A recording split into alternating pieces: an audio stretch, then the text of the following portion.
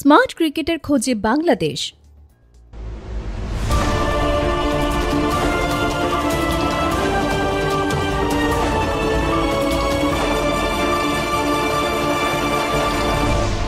Channel CB. স্বাগতম CB নিউজে। সম্প্রতি বাংলাদেশ দলের টি-20 পারফরম্যান্স নিয়ে চলছে নানা আলোচনা।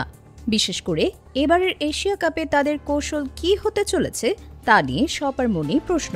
চলতি বছর টি-20 ক্রিকেটে বাংলাদেশের ব্যাটাররা বেশ কিছু পরিবর্তন এনেছেন।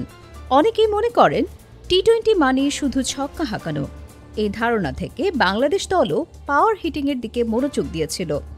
এই জন্য তারা জুলিয়ান উড নামে একজন বিশেষজ্ঞ কোচকেও নিয়োগ করেছিল।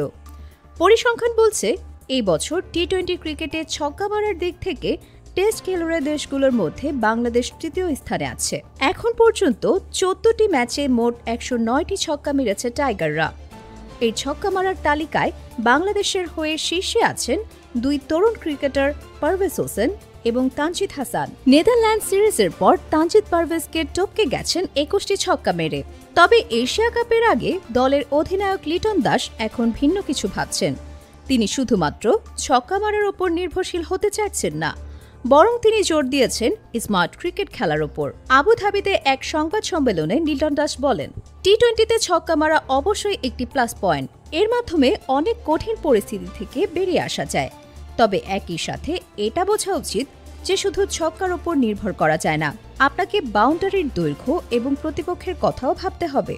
আমার মনে হয় শুধু ছক্কা মারার পেছনে না ছুটে আমাদের উচিত স্মার্ট ক্রিকেট খেলার দিকে মনোযোগ দেওয়া। এই এশিয়া কাপে বাংলাদেশ দল বেশ আত্মবিশ্বাসী হয়ে মাঠে নামছে। শেষ 3টি টি-20 ম্যাচ জিতে তাদের আত্মবিশ্বাস এখন তুঙ্গে।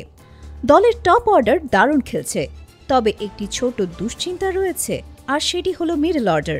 তবে অধিনায়ক লিটন দাস এই নিয়েও বেশ আশাবাদী। তিনি বলেন, আমাদের টপ অর্ডার খুব ভালো খেলছে, তাই মিডল অর্ডারের ওপর এখন তেমন চাপ পড়েনি। তবে আমি বিশ্বাস করি যখনই তাদের ওপর দায়িত্ব আসবে তারা দারুণভাবে ঘুরে দাঁড়াবে। এর আগেও তারা এটা করে দেখিয়েছে এবং এবারও করবে। বাংলাদেশ আজ বৃহস্পতিবার আবুধাবিতে তাদের এশিয়া কাপ অভিযান শুরু করছে।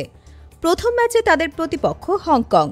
খেলা শুরু হবে বাংলাদেশ সময় 8টা 30 মিনিটে। আশা করা যায় বাংলাদেশের এই নতুন কৌশল তাদের এশিয়া কাপে ভালো ফল এনে দেবে। প্রতিদিন গুরুত্বপূর্ণ খবর পেতে আমাদের চ্যানেলটি অবশ্যই সাবস্ক্রাইব করুন। Subscribe now for daily news and updates.